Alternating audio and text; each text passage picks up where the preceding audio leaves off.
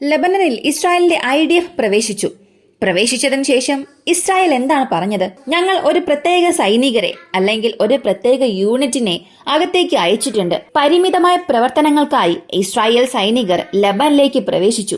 ഇങ്ങനെയായിരുന്നു അവരുടെ ഭാഗത്തു നിന്നും ഒരു വാർത്ത പറഞ്ഞത്. എന്നാൽ ഇപ്പോൾ പെട്ടെന്ന് ഹെസ്ബുള്ള ഒരു അവകാശവാദം ഉന്നയിച്ചു. ഇസ്രായേൽ പട്ടാളക്കാർ അകത്തേക്ക് വന്നു എന്ന് പറയുന്നുണ്ട്. എന്നാൽ ചില മീറ്ററുകൾ മാത്രമേ അകത്തേക്ക് വന്നുള്ളൂ. ഏതാനും കിലോമീറ്റർ മാത്രമേ അവർ അതിർത്തിയിലേക്ക് എത്തിയിട്ടുള്ളൂ. പക്ഷേ അകത്തേക്ക് കടന്നയുടൻ തന്നെ അവർ ഒരുപാട് പ്രശ്നങ്ങൾ നേരിടുന്നുണ്ട്. നിങ്ങൾ ഇപ്പോഴും ഇസ്രായേലിന്റെ വാർത്തകളെല്ലാം വിശ്വസിക്കുന്നുണ്ടോ എന്ന് ചില കാര്യം ചോദിക്കാൻ തുടങ്ങി. ഇത് സംബന്ധിക്കുന്ന ചില ഫൂട്ടേജും പ്രസിദ്ധീകരിച്ചു. ഇവയെല്ലാം ഇപ്പോ മിഡിൽ ഈസ്റ്റിൽ വൈറലാകാൻ തുടങ്ങിയിട്ടുണ്ട്. ഇങ്ങനെയുള്ള നിരവധി വാർത്തകൾ അറിയാൻ പോവുകയാണ്. പ്രത്യേകിച്ച് ഇസ്രായേലിന്റെ തിരിച്ചടി എപ്പോ വേണമെങ്കിലും സംഭവിക്കാം. അതിനായി ഞങ്ങൾ തയ്യാറായിക്കൊണ്ടിരിക്കുകയാണ് എന്ന വാർത്തകൾ വരുന്നുണ്ട്. പ്രത്യേകിച്ച് ഇസ്രായേലിന്റെ തിരിച്ചടിക്കായിട്ടുള്ള ഒരുക്കങ്ങൾ ആരംഭിച്ചു എന്നുള്ള വാർത്തയും പുറത്തു വരുന്നുണ്ട്. ഇവയെല്ലാം ഈ വീഡിയോയിലൂടെ വിശദമായി അറിയാം.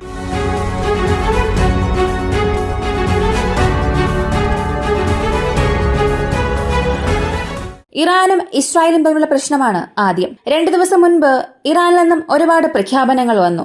അല്ലെങ്കിൽ അയത്തുള്ള ഖമേനിയുടെ വാർത്തകളെല്ലാം നിങ്ങൾ അറിഞ്ഞിട്ടുണ്ടാകും. അതിൽ വ്യക്തമായി പറഞ്ഞിരിക്കുന്നത് ദൈവഹിതമനുസരിച്ച് അല്ലെങ്കിൽ ദൈവത്തിന്റെ ആഗ്രഹമനുസരിച്ച് ഇസ്രായേൽ എന്ന രാജ്യം തീർച്ചയായും നശിപ്പിക്കപ്പെടണം. അതിനെ നശിപ്പിക്കാൻ ഞങ്ങൾ എന്തെല്ലാമാണോ ചെയ്യേണ്ടത്, അല്ലെങ്കിൽ ദൈവഹിതപ്രകാരം എന്തെല്ലാമാണോ ചെയ്യേണ്ടത് അതെല്ലാം ഞങ്ങൾ ചെയ്യും. മിഡിൽ ഈസ്റ്റിലെ എല്ലാ രാജ്യങ്ങൾക്കും ഒരേയൊരു ശത്രു, അത് ഇസ്രായേൽ മാത്രമാണ്. ഇങ്ങനെ എല്ലാ രാജ്യങ്ങളുടെയും ശത്രുവായ ഇസ്രായേലിനെ ആരും വെറുതെ വിടരുത്. നാം അവരെ ശിക്ഷിക്കണം. ഇങ്ങനെ വളരെ സെൻസിറ്റീവായാണ് അദ്ദേഹം ഇതേക്കുറിച്ച് സംസാരിച്ചത്. ഇങ്ങനെ സംസാരിച്ചതിന് ശേഷം ആ വീഡിയോ പുറത്തു വന്ന് മിഡിൽ ഈസ്റ്റിൽ ഏത് മീഡിയ എടുത്ത് നോക്കിയാലും ഇപ്പോഴും അതിനെക്കുറിച്ചാണ് സംസാരിച്ചു കൊണ്ടിരിക്കുന്നത്.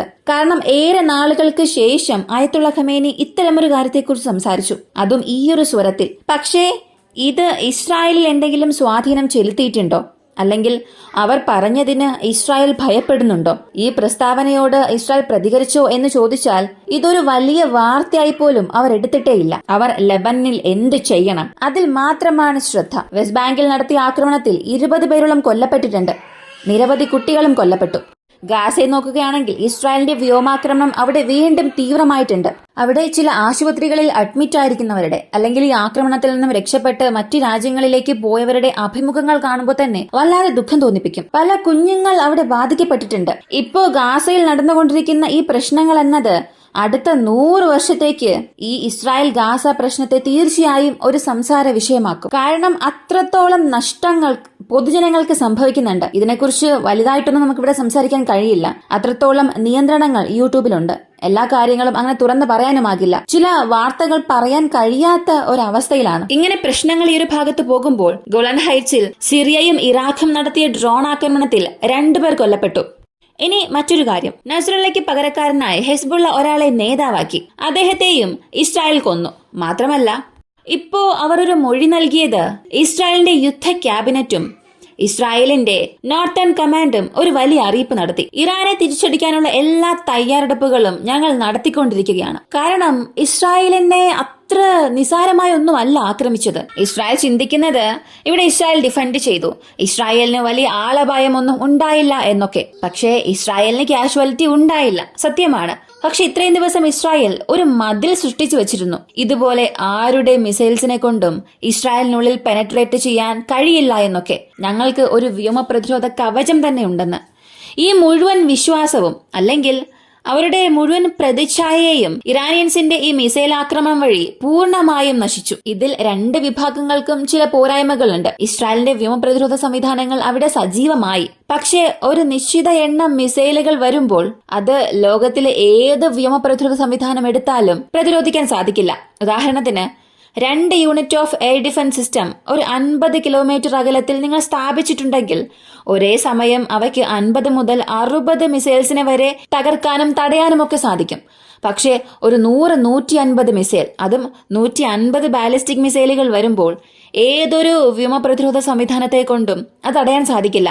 അതേസമയം ഇറാന്റെ ഭാഗം നോക്കിയാൽ നിരവധി ബാലിസ്റ്റിക് മിസൈലുകൾ അവർ അയച്ചു. ഇങ്ങനെ അയച്ച ചില മിസൈൽസ് ഇറാനിയൻ എയർ സ്പേസിൽ വെച്ച് തന്നെ പൊട്ടിത്തെറിച്ചു. മാത്രമല്ല ഇറാനുള്ളിലും വീണിട്ടുണ്ട്. ഇങ്ങനെ രണ്ടു വശത്തും ഒരുപാട് പ്രശ്നങ്ങളുണ്ട്. പക്ഷെ ഇപ്പോ നടന്ന ഈ ആക്രമണത്തിൽ ഒരു രാജ്യത്തിന്റെ മിസൈൽ പ്രതിരോധ ശക്തിയെ എത്രത്തോളം തകർക്കാൻ കഴിയുമെന്നുള്ളത് ഇസ്രായേലിൽ നടത്തിയ ഈ ഒരു ആക്രമണം തന്നെ ലോകത്തിന് കാണിച്ചു കൊടുത്തു. ഇപ്പൊ ഇസ്രായേലിന് ഇതിനെ ഓവർകം ചെയ്യണമെങ്കിൽ, അല്ലെങ്കിൽ അവരുടെ ശക്തി ലോകത്തിന് മുൻപിൽ കാണിക്കണമെന്നുണ്ടെങ്കിൽ പ്രതികാരം മാത്രമാണ് ഏക പോംവഴി. അമേരിക്കയുടെ പിന്തുണ എപ്പോഴും ഇസ്രായേലിനുണ്ട്, അതിൽ യാതൊരു സംശയവുമില്ല. എന്നാൽ കഴിഞ്ഞ തവണ ഇതുപോലെ ഏപ്രിൽ മാസത്തിൽ ഒരു മിസൈൽ ആക്രമണം ഇറാൻ ഇസ്രായേലിന് നേരെ ചെയ്തപ്പോൾ നെതന്യാഹുവിന്റെ സർക്കാരിന് അമേരിക്കയിൽ നിന്നും ഒരു അറിയിപ്പ് വന്നു.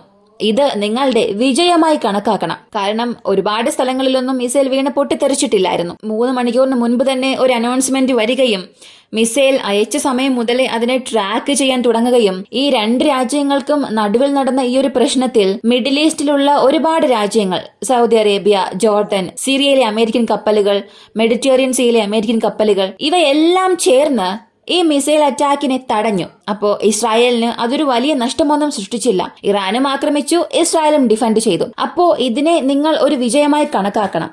ഇതിനപ്പുറം ഇറാന് എതിരെ ഇസ്രായേൽ തിരിച്ചടിക്കരുത് എന്ന് ഒരു അനൗൺസ്മെന്റ് കൊടുത്തു.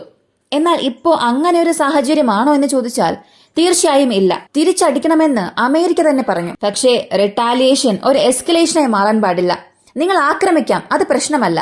പക്ഷെ ഈ ആക്രമിക്കുന്ന രീതി ഒരു വലിയ യുദ്ധം അവിടെ സൃഷ്ടിക്കരുത്. എന്നാൽ ട്രംപ് പറഞ്ഞത് ആദ്യം ആണവ കേന്ദ്രത്തെ ആക്രമിക്കുക. നിങ്ങൾ ആണവ കേന്ദ്രങ്ങളെ ആക്രമിച്ചാൽ മാത്രമേ ഇറാന്റെ ശക്തി, അല്ലെങ്കിൽ മിഡിൽ ഈസ്റ്റിലെ ഇറാന്റെ സ്വാധീനത്തെ കുറയ്ക്കാൻ കഴിയൂ എന്ന് ഇസ്രായേലിന് പുതിയ ചില വാർത്തകൾ പറഞ്ഞു കൊടുത്തു. എന്നാൽ മറുവശത്ത് ജോ ബൈഡന്റെ സർക്കാരിനെ നോക്കിയാൽ അവർ ഇതിനെ എല്ലാം എതിർത്തു. പ്രതികാരം ചെയ്യാം, പക്ഷേ ആണവ കേന്ദ്രങ്ങളൊന്നും ആക്രമിക്കാൻ പാടില്ല.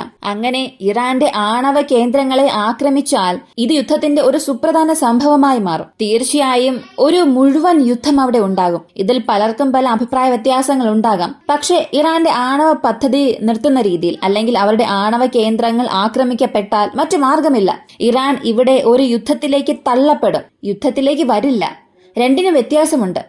യുദ്ധത്തിന് വരുന്നതിനും യുദ്ധത്തിലേക്ക് തള്ളിയിടുന്നതിനും ഒരുപാട് വ്യത്യാസമുണ്ട്. ആ ഒരു തെറ്റ് ഇസ്രായേൽ ഇവിടെ ചെയ്താൽ തീർച്ചയായും മിഡിൽ ഈസ്റ്റിൽ ഒരു യുദ്ധം ഒഴിവാക്കാനാവില്ല. ഇതാണിപ്പോൾ ലെബനനിലും സംഭവിക്കുന്നത്.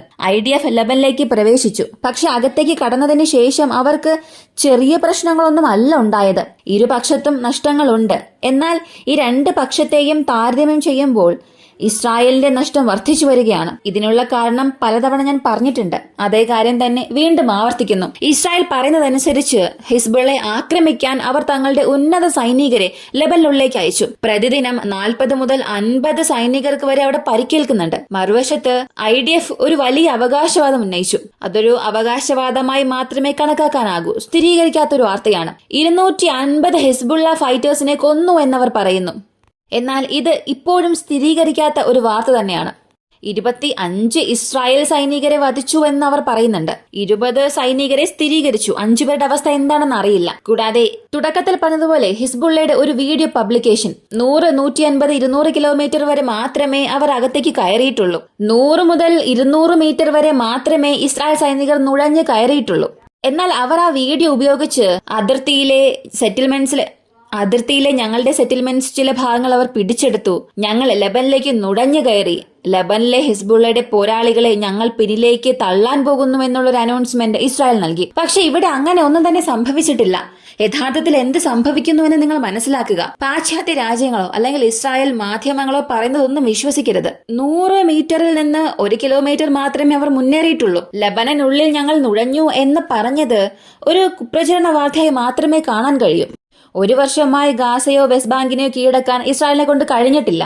ഇത് ഞാൻ പറഞ്ഞതല്ല, ഹിസ്ബുള്ളയുടെ സ്റ്റേറ്റ്മെന്റിൽ പറഞ്ഞതാണ്. 1 വർഷമായി ഗാസയെ കീഴടക്കാൻ കഴിഞ്ഞിട്ടില്ല എന്ന് അവർ ഒരു പ്രസ്താവനയിൽ പറഞ്ഞു. ജസ്റ്റിൻ നെതന്യാഹുവിന് ഇസ്രായേലിന്റെ പേര് കാണിക്കാനാണ് അവർ ലെബനിലേക്ക് എത്തിയത്. ലെബനനും ഹിസ്ബുള്ളയും യുദ്ധം തുടങ്ങിയതിനു ശേഷം ഈ ഹോസ്റ്റേഴ്സിനെ കുറിച്ച് എത്ര സ്ഥലങ്ങളിൽ അവർ സംസാരിച്ചിട്ടുണ്ടാകും എന്നുള്ള ഒരു ചോദ്യവും അവിടെ ചോദിച്ചു. അപ്പോ അവരുടെ ഭാഗത്തു നിന്നും ഇങ്ങനെയുള്ള വാർത്തകൾ വരുന്നുണ്ട്. ഇസ്രായേലിനെ സംബന്ധിച്ച് അവർ ഒരു കാര്യത്തിൽ ഉറച്ചു നിൽക്കുകയാണ്. എന്ത് സംഭവിച്ചാലും, ആരൊക്കെ അകത്തേക്ക് വന്നാലും തങ്ങളുടെ ലക്ഷ്യത്തെ വിട്ട് തങ്ങൾ ഒരിക്കലും പിന്നോട്ട് പോവുകയില്ല. IDFന് ഇത്രത്തോളം ലെബനനുള്ളിൽ പ്രശ്നങ്ങൾ ഉണ്ടാകുന്നുണ്ട്. മറുവശത്ത് ഹൂതീസിൽ ബ്രിട്ടീഷും അമേരിക്കയും ചേർന്ന് ഒരു വലിയ എയർ സ്ട്രൈക്ക് നടത്തി. ടോമോഹോക്ക് ക്രൂയിസ് മിസൈൽസ് ഉപയോഗിച്ച് ചെയ്തിട്ടുണ്ട്. ഇത് ഹൂത്തികളുടെ നേതാവിനെ വധിക്കാനുള്ള ഒരു ശ്രമമാണെന്നും ഒരുപാട് പേർ പറയുന്നു. പക്ഷെ അതേക്കുറിച്ചുള്ള റിപ്പോർട്ടുകൾ ഇപ്പോവരെയും ലഭിച്ചിട്ടില്ല. ഇങ്ങനെ യമനിലെ എല്ലാ ഭാഗങ്ങളിലും പ്രശ്നങ്ങൾ പോകുമ്പോൾ ഇസ്രായേലിന് കടുത്ത പ്രതിരോധമാണ് ലബനനുള്ളിൽ അനുഭവിക്കുന്നത്. ഇതാണ് സത്യം. ഹിസ്ബുള്ളയുടെ ശക്തി കേന്ദ്രങ്ങൾ നിർവീര്യമാക്കാനാണ് ഇസ്രായേൽ അകത്തേക്ക് ഇറങ്ങിയത്. എന്നിട്ടും ഹിസ്ബുള്ളയിൽ നിന്ന് തങ്ങൾക്ക് ധാരാളം പ്രതിരോധം ലഭിച്ചുകൊണ്ടിരിക്കുന്നു. ഇപ്പൊ പലർക്കും പറയാം, ഇസ്രായേൽ ഇങ്ങനെയെല്ലാം ആക്രമിക്കുന്നുണ്ടല്ലോ, ഇതൊന്നും പറയില്ല എന്ന്. തീർച്ചയായും പറയാം. വ്യോമാക്രമണത്തിൽ തീർച്ചയായും ഇസ്രായേൽ 100% വിജയിച്ചു. എന്നാൽ സത്യം നാം അംഗീകരിക്കണം. ഇവയെ എല്ലാം പ്രതിരോധിച്ച് ഹിസ്ബുള്ളയെ പരാജയപ്പെടുത്താൻ ഇസ്രായേലിന് കഴിയുമെങ്കിൽ അതിന് കുറച്ച് വർഷങ്ങൾ വേണ്ടിവരും.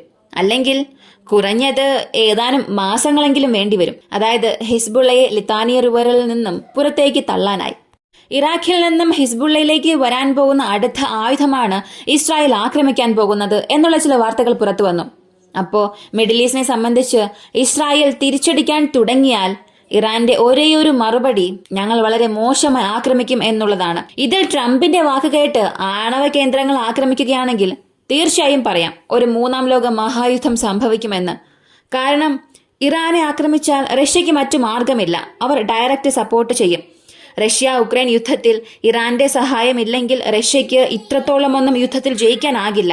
ഉക്രൈന്റെ വ്യോമപ്രതിരോധ സംവിധാനത്തെ പൂരിതമാക്കാനും ഉക്രൈനിൽ ഒരുപാട് സ്ട്രൈക്സ് ചെയ്യാനും ഇറാന്റെ വെപ്പൺസ് ആണ് അവർ കൂടുതലായും ഉപയോഗിക്കുന്നത്. ഒരുപാട് സ്ഥലങ്ങളിൽ ക്രൂയിസ് മിസൈൽസ് റഷ്യൻ മെയ്ഡ് ഉപയോഗിച്ചാലും ഒരു ദിവസം തന്നെ 100 കണക്കിന് ഡ്രോൺസ് ഉപയോഗിക്കുന്നുണ്ട്. ഇവയെല്ലാം ഇറാനിൽ നിന്ന് വന്നതാണ്. ഇറാന്റെ ഡ്രോൺസ് ആണ് ഉപയോഗിക്കുന്നത്. അങ്ങനെ റഷ്യയെ സഹായിച്ച ഇറാനെ റഷ്യ ഇവിടെ സഹായിച്ചേ തീരൂ. ഒരു പ്രാദേശിക യുദ്ധം ഒരു ആഗോള യുദ്ധമായി മാറുന്നതും മാറാത്തതും അടുത്ത് വരാൻ പോകുന്ന റിട്ടാലിയേഷനെ അടിസ്ഥാനമാക്കിയായിരിക്കും സംഭവിക്കാൻ പോകുന്നത്. ഈ ഒരു വീഡിയോയെക്കുറിച്ചുള്ള നിങ്ങളുടെ അഭിപ്രായം കമന്റിൽ പറയുക. വീഡിയോ ഇഷ്ടമായാൽ ലൈക്ക് ചെയ്യുക, ഷെയർ ചെയ്യുക. നമ്മുടെ ചാനൽ ആദ്യമായി കാണുന്നവരാണെങ്കിൽ മറക്കാതെ സബ്സ്ക്രൈബ് ചെയ്ത് സപ്പോർട്ട് ചെയ്യുക. മറ്റൊരു വീഡിയോയുമായി വീണ്ടും കാണാം.